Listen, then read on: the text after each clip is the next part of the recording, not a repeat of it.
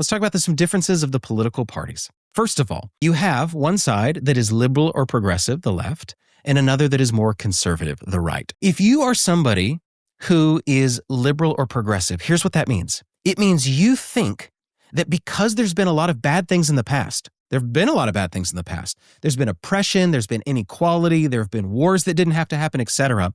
You have a tendency to say, let's change. Let's move to something in the future. And that's something that we are progressing, hence the term progressive, toward. That is the idea.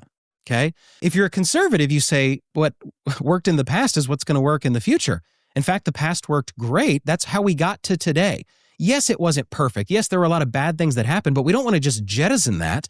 We want to look to the past for truth, goodness, and beauty, and for what people did in the past that made a state work, versus trying something new that might not work at all. And this can be issues related to taxation. It can be issues related to economic policy, but it can also be social issues. So to summarize that point, the left, being more liberal or progressive, has a tendency to say truth, goodness, and beauty. What's best for the state will be something we are moving toward. Those that are conservative think truth, goodness, and beauty is more found in the past and should be retained, and you should be a little bit suspicious of new ideas. Now, I don't mean new ideas like in medicine or technology. They're not like saying get rid of your iPhone or something like that. But as far as how family works, how taxation works, what role the government should have, how voting should happen, these kind of things.